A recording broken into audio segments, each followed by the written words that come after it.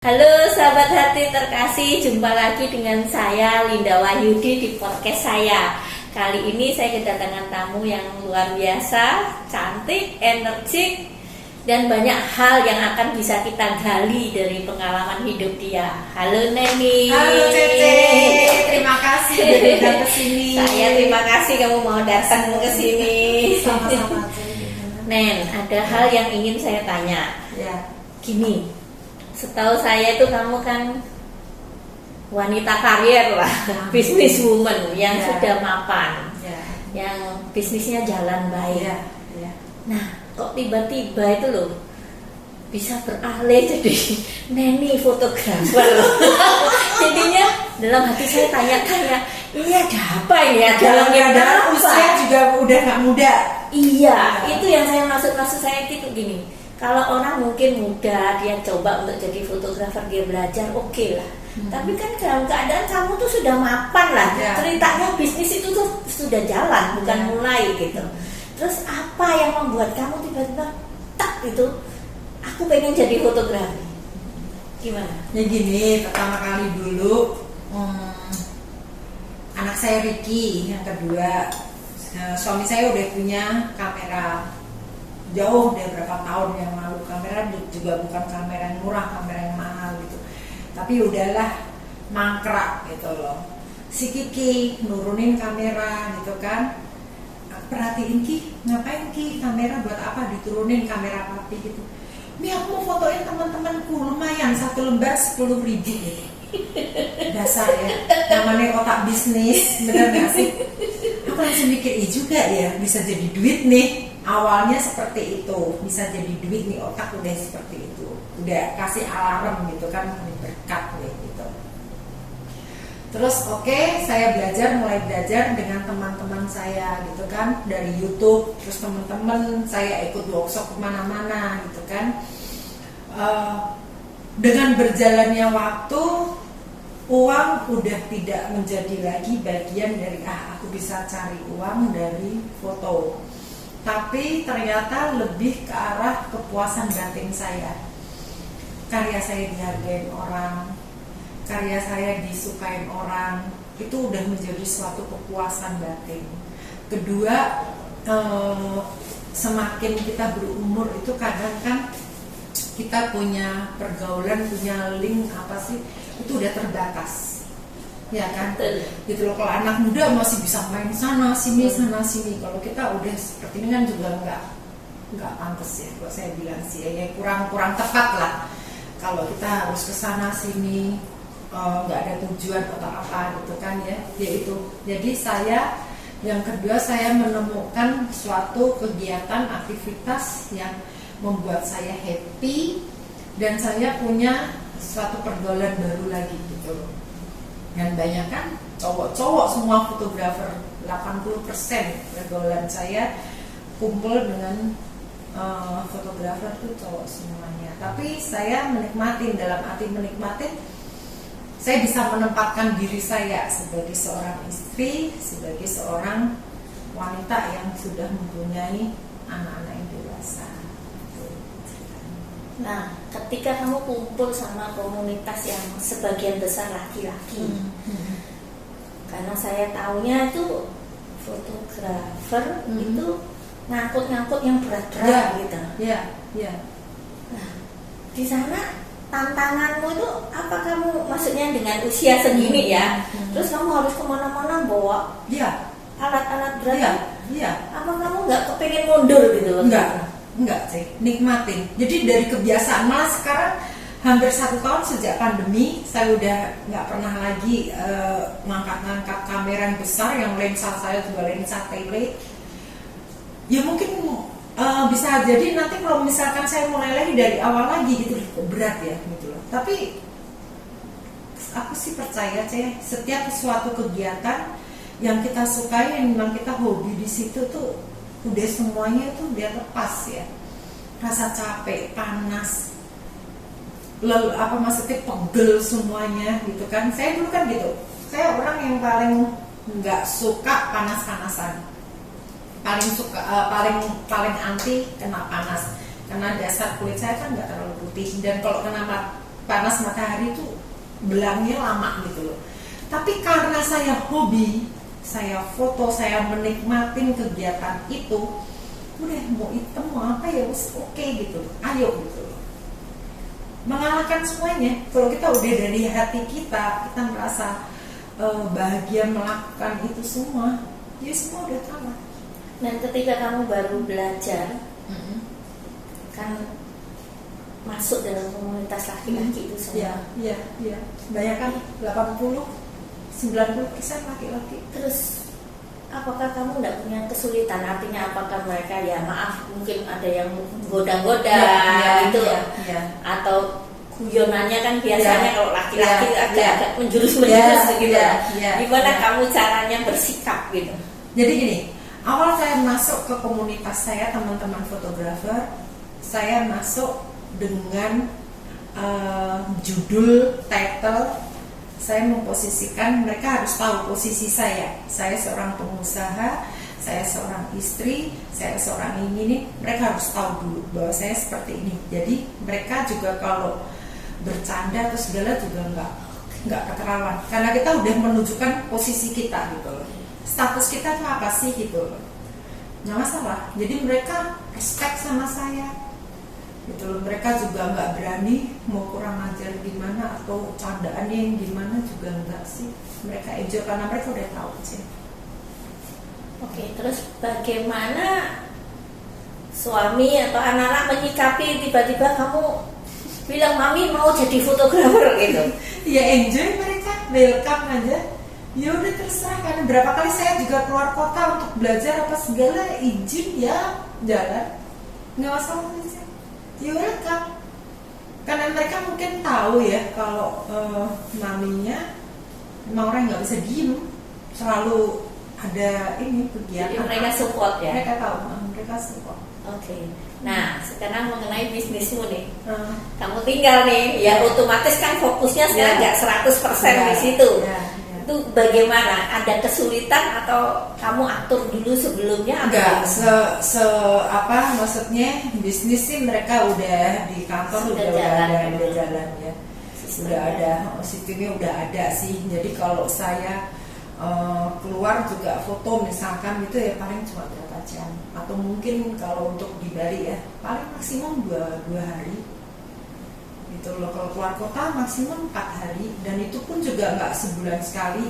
Jadi gini, untuk dunia fotografi saya tidak bikin web, saya tidak mempromosikan diri saya bahwa saya seorang fotografer, enggak, karena emang bukan untuk yang utama, cari uang enggak. Jadi untuk emang saya hobi gitu, mengekspresikan diri aja gitu loh.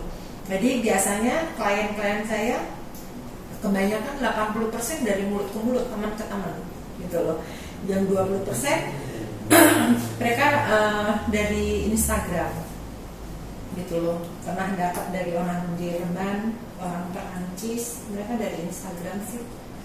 Jadi enak ya sebagai hobi di luar pekerjaan pokok.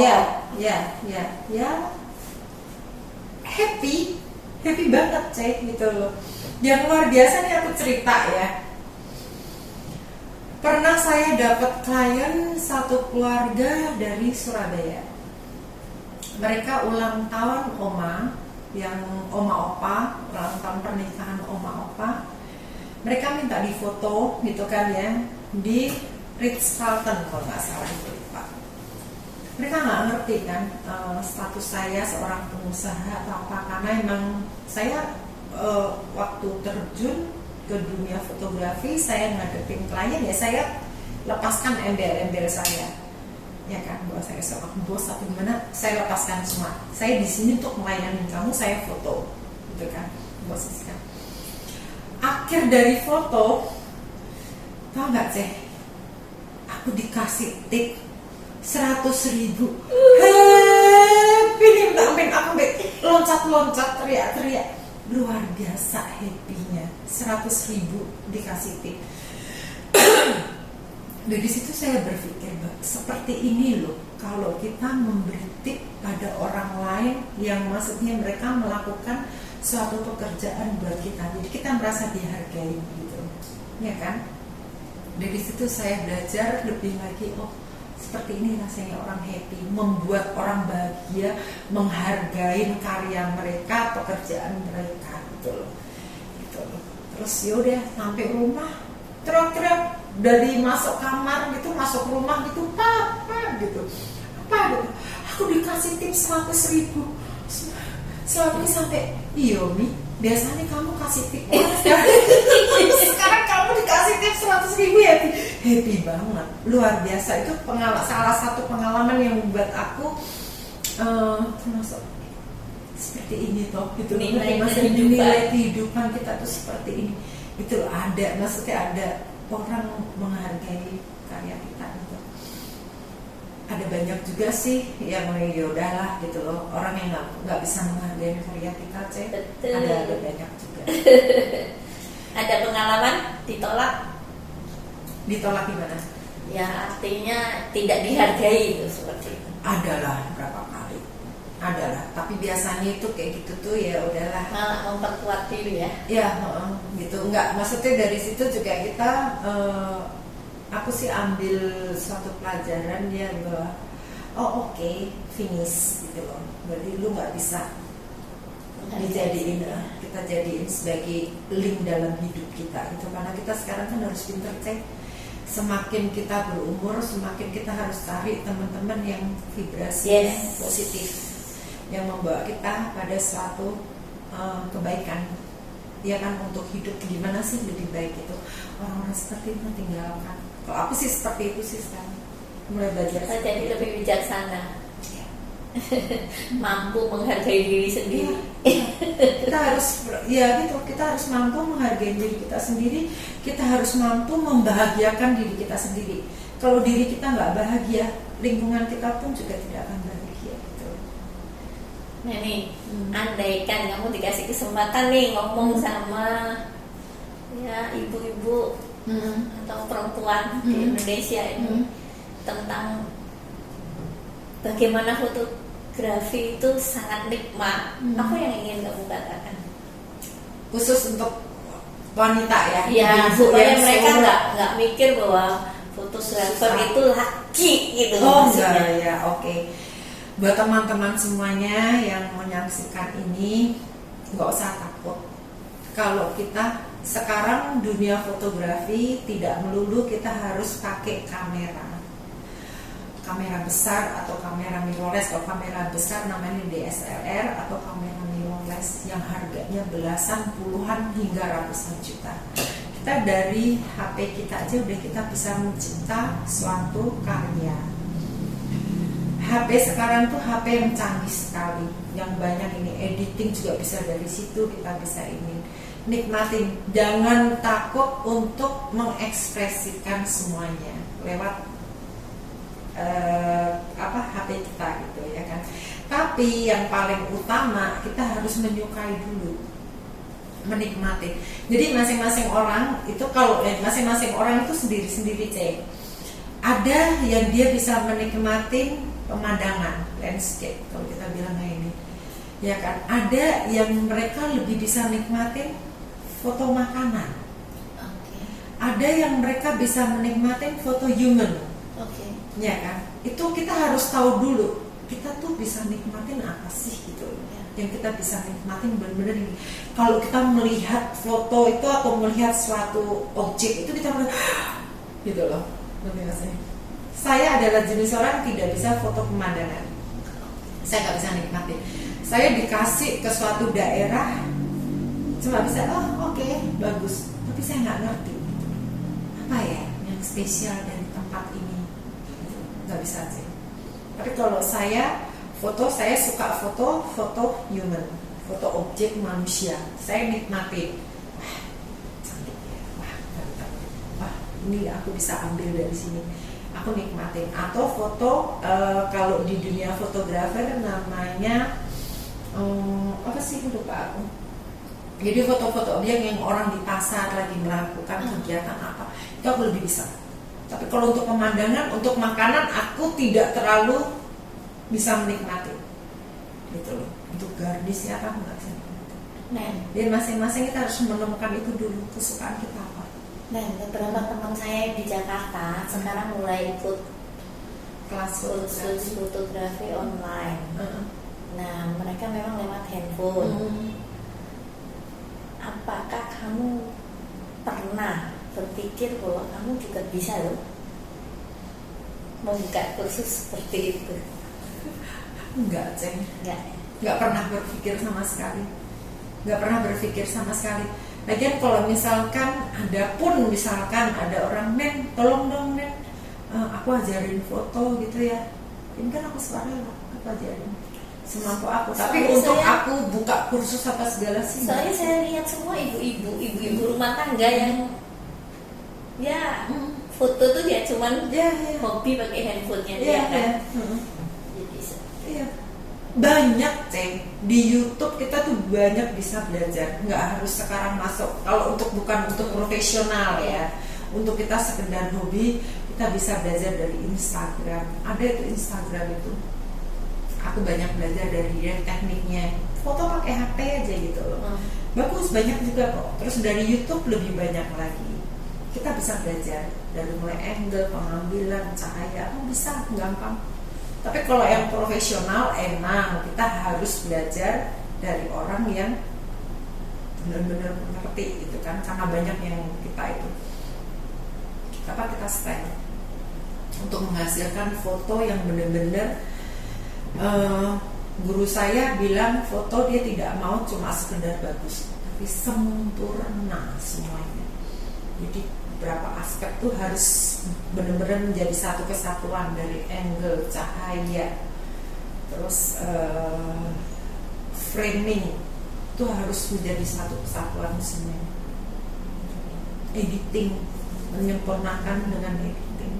Nah, sekarang di antara dua anakmu ada nggak hobinya sama kayak kamu? Kenny, tapi Kenny lebih ke arah saya perhatiin dia lebih enjoy ke arah videografer gitu loh. Sampai dia juga kuliah di Sydney ambil perfilman karena memang dia udah hobi di situ gitu loh.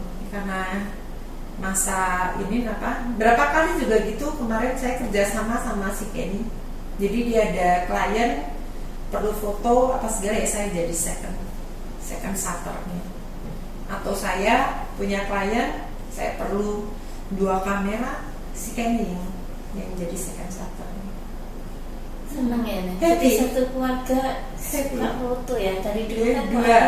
Dua aja. Kalau suami kan memang hobi dulu. Enggak juga sih, dia cuma ya udah beli foto-foto sekedar, tapi tidak mendalam. Oke Nelly, jadi saya cuma melihat bahwa ternyata kita nggak boleh sempit. Maksudnya ya di dalam bisnis juga kan mungkin kita itu jenuh, kita butuh sesuatu yang benar sih. Ini loh, anak-anak sekarang semakin besar, mereka punya dunia sendiri, nggak setiap hari bisa bersama kita, ya kan? Dan kita juga udah nggak lagi punya kesibukan kayak dulu waktu anak-anak masih kecil, antar jemput lah, perhatiin vitamin lah, makan lah, apa-apa gitu kan. Semakin kita umur semakin senior, kalau saya bilang cari kesibukan gitu loh, cari kegiatan yang membuat kamu happy, itu yang cas kita punya sumber, ya kan, gitu loh. Jadi jangan takut untuk mencoba. Kalau Neni sih bilang gitu, jangan takut untuk mencoba gitu loh. Sekarang pun juga saya punya angan-angan lagi nih gitu loh. Apalagi ya gitu loh masa ini. Saya mau buka PO makanan. Luar biasa. Ya ngapain gitu loh. Maksudnya saya dari pagi sampai sore di kantor, nyampe rumah jam 5:30, jam 6, masak buat keluarga paling 1 jam, 1,5 jam saya bisa gunain. Ini buka PO lah makanan. Yang penting maksudnya kita ada kegiatan gitu loh, menikmatin. Ya, gitu aja. Nanti saya support. Ya, nggak usah takut. Ayo umur kita itu kita harus berani mencoba semua segala sesuatu. Kalau belum kita udah ngomong, aduh bisa nggak ya? Aduh bisa nggak jalan pasti. Udah jalanin dulu gitu loh, jalanin dulu. nanti nggak jalan dia coba yang lain. Kayaknya cocok jadi adik saya. Iya kan, berani mencoba yang lain sih. Harus seperti itu sih. Mau apa kita juga bukan jenis orang ya, seorang wanita yang cuma berpangku tangan di rumah. Yang kalau orang-orang sekarang bilang kaum rebahan, nggak bisa, kok malah capek sih. Hari Minggu nggak kerja, nggak ngapa-ngapain gitu, badanku sakit semua.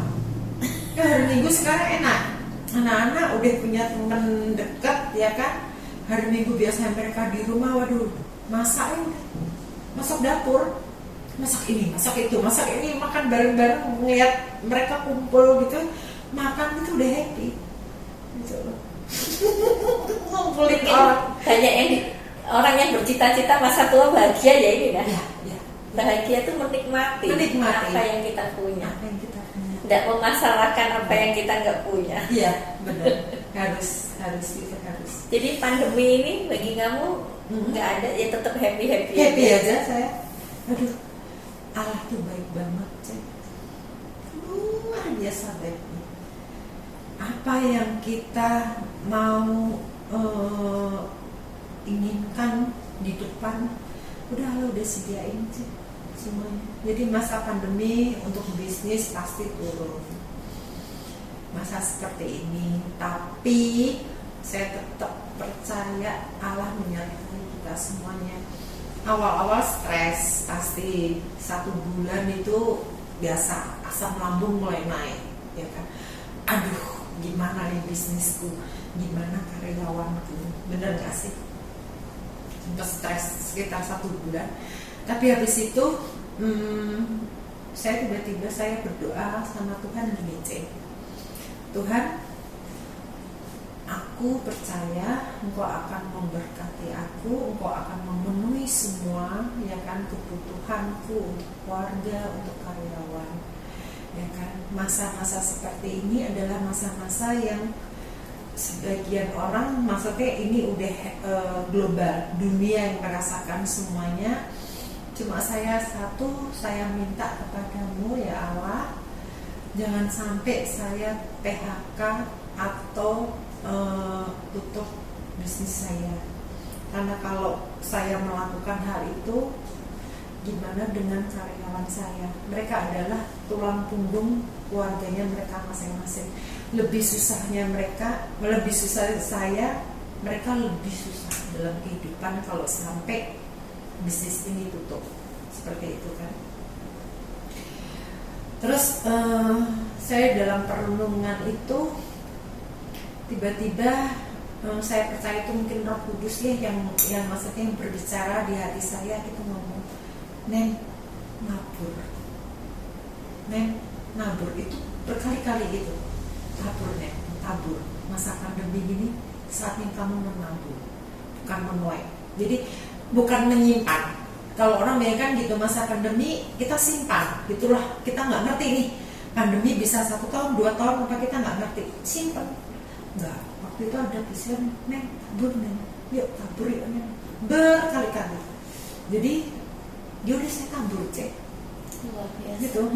Karena terus saya renungkan lagi, iya ya Tuhan, di saat sekarang saya tuh kalau gini, saya tuh kalau sama Tuhan suka bukan kayak anak kecil bercanda gitu, ngomong, Tuhan, kok nabur belum tentu nih cukup loh Tuhan gitu loh kan. Ngomong, biasanya aku ngomong sendiri sama Tuhan, ntar Tuhan balas ini lewat omongan saya lagi gitu. Waktu itu gini, Tuhan gimana sih saya nabur, ini belum tentu cukup loh Tuhan, kan nggak ngerti nanti pandemi sampai kapan gitu kan. Neng, kamu itu tabur gitu loh, di saat nanti pandemi selesai, mataku akan lebih melihat siapa di saat susah dia menabur banyak, kamu akan menuai banyak, Neng. Seperti itu. Ini tabur. Segala sesuatu selain nama Tuhan, berkat itu udah Tuhan udah sediain gitu loh. Kesaksianmu sangat menguatkan saya. Thank you. Nah, Nen, yang sekarang beralih nih ke dalam kehidupan keluarga. Apa sih artinya anak itu bagi kamu? Anak jantung. Anak-anakku Kenny sama Ricky itu jantung hatiku. Jadi nggak mungkin bisa lepas. Jadi dimanapun aku hidup, aku sehat, aku bernafas, aku merasakan. Karena jantung ada di sini. Gitu loh. Terus luar biasa. pesan apa selalu yang kamu ulang-ulang buat mereka? Koki, jangan lupa berbagi berkat. Koki, jangan lupa berbagi berkat dari dulu. Gitu loh. Saya selalu, dan mereka banyak belajar dari saya seperti itu. Gitu loh. Jadi saya mengajarkan nggak cuma banyak kata-kata sih, kadang dalam perjalanan misalnya saya lagi nyetir gitu sama anak-anak gitu ya, saya ngeliat kayak tergerak gitu, ada bapak-bapak tua atau apa gitu, tiba-tiba kayak saya ada yang gerakin gitu, berhenti, kok berhenti dulu, berhenti dulu. Mereka udah tahu, Mbak Mami keluarin dompet, ya udah jalan. Gitu. Selalu saya ingetin anak-anak selalu dari dulu. Gitu. Kalau untuk itu ya, untuk pesan moral ya, untuk ini nih, untuk maksudnya untuk human, untuk manusia, itu selalu saya ngomong. Jangan lupa berbagi berkat. Karena apa yang kita punyain kan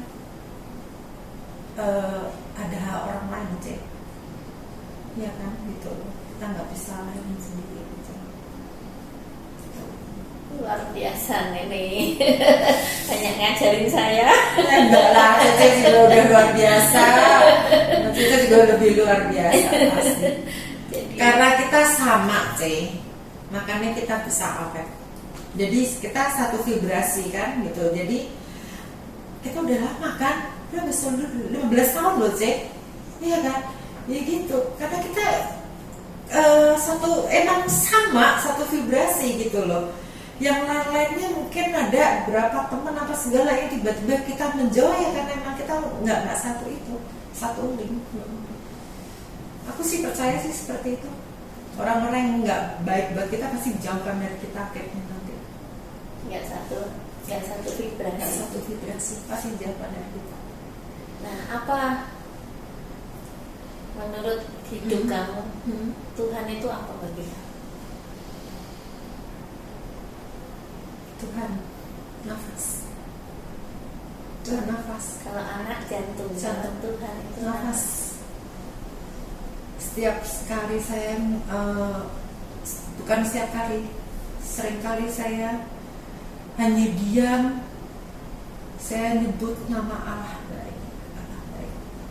Aku mengasihi, terima kasih Allah. Keluar nafas.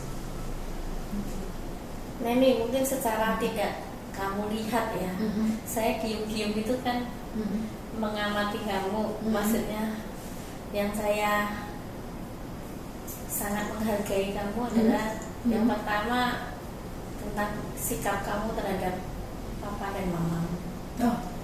Saya sangat mengagumi, saya benar-benar angkat topi sama kamu. Saya lihat sendiri dengan mata saya bagaimana kamu menemani mereka sampai selesai. Ya. Tanpa kamu berpikir, kayaknya nggak mikir diri sendiri gitu. Dan itu sekarang kamu dapat buahnya. Saya beberapa kali bicara dengan anakmu, saya lihat gila ya, bagaimana bisa mendidik anak demikian cinta sama Tuhan dan cinta sama orang tua. Mungkin kan dia lihat dari sikapmu terhadap orang tua ya, terhadap oma-opanya, mereka tahu kan, gitu loh. Bagaimana kamu matikan mereka? Karena saya anak-anak udah besar, Tadi kemarin waktu opa sakit, gimana saya harus menemani, gimana harus saya support opa-omanya mereka, itu mereka tahu. Saya cerita sama mereka gimana dari mulai dulu saya mulai bisa bekerja, terima gaji pertama itu ada saya sisihkan untuk opa-omanya, mereka tahu. Jadi saya mengajarin anak-anak bukan cuma dari mulut aja teori, tapi emang prakteknya saya lakukan dan mereka melihat gitu.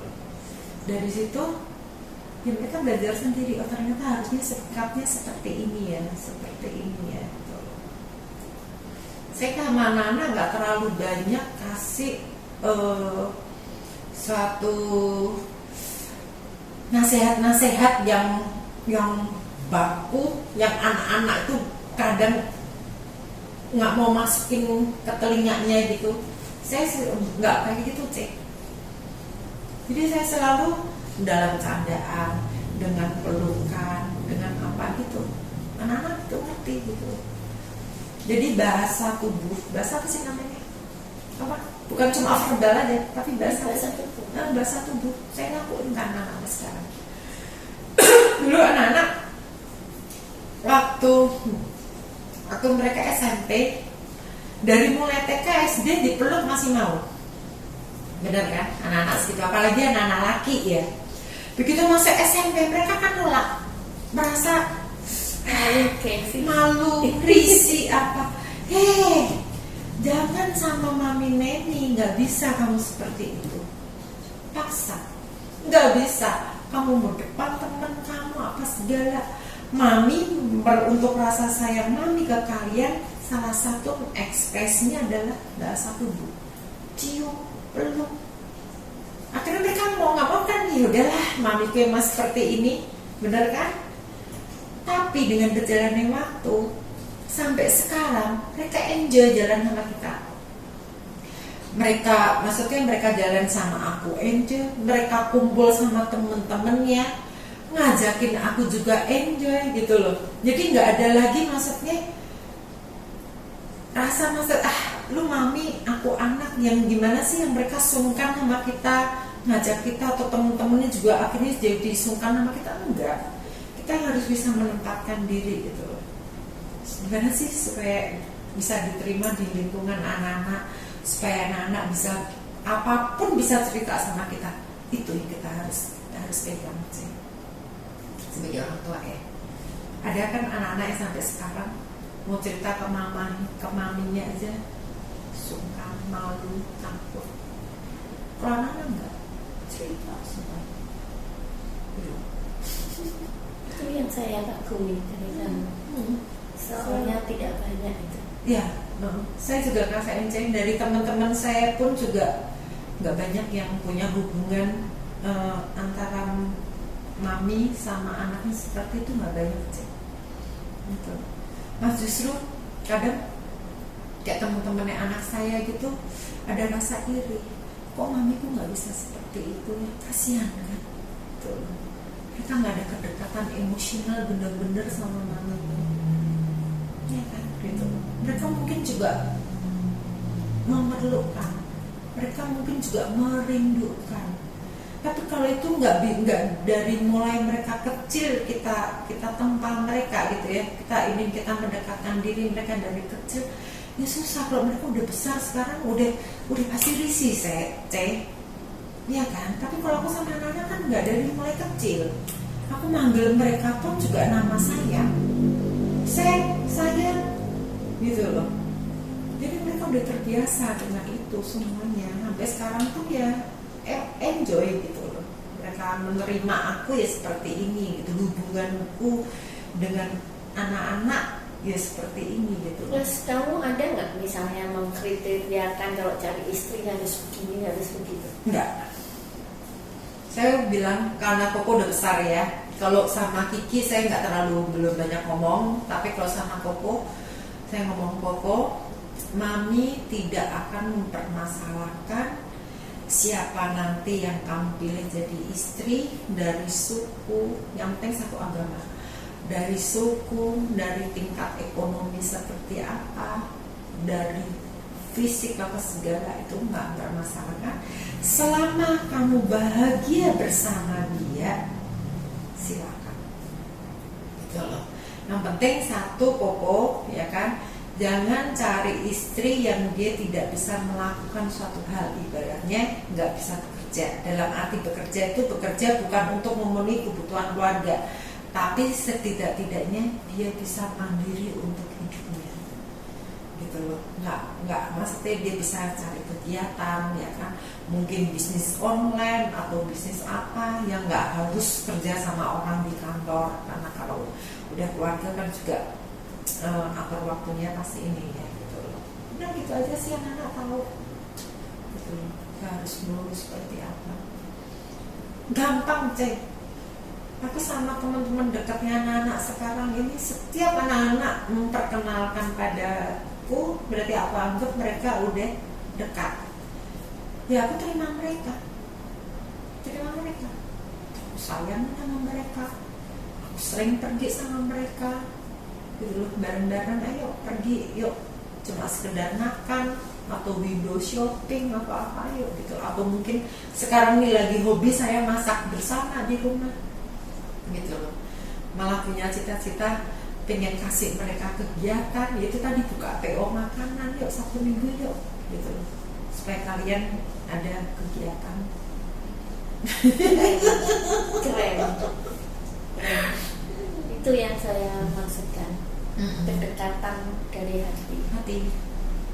Jujur sekarang banyak yang kelihatannya dekat. Ya, tapi jangan banyak yang supaya dilihat orang dekat. Ya, banyak seperti itu di lingkunganku juga sama, sangat banyak. Jadi seperti itu. Dan aku melihat mereka itu akhirnya kosong, jiwanya kosong bukan kosong nih, jiwanya ada hampa ya, apa sih kalau bilang kayak gitu, nggak ada kehangatan di nggak ada kehangatan. Ya gitu loh. Apalagi sekarang, zaman sekarang itu ya udahlah gitu loh, nggak usah cari happy aja. Thank you Nani. Jadi yang saya pelajarin dari kamu adalah, satu, kamu sederhana. Dalam arti sikapnya sederhana, kamu apa adanya. Mau teriak ya teriak di depan orang, itu saya suka. Mau nyablak ya nyablak. Iya. Ya. Jadi kamu sederhana. Kalau itu menurut saya itu sederhana. Jadi sederhana itu bukan masalah orang pakai baju gembel, enggak. Sederhana itu dari sikap. Ya inilah saya gitu. Yang kedua, yang saya kagumi adalah cinta kamu akan Allah. Ya, itu jadi contoh buat saya. Yang ketiga yaitu baktimu buat orang tua. Itu saya angkat topi, karena saya tahu persis dari kamu muda, kamu udah mati-mati untuk orang tua kamu. Pokoknya kamu buat mereka seperti raja sama ratu. Itu yang tidak banyak dipunyai orang. Biasanya orang memberi dari kelebihan, tapi kamu memberi dengan keseluruhan dirimu.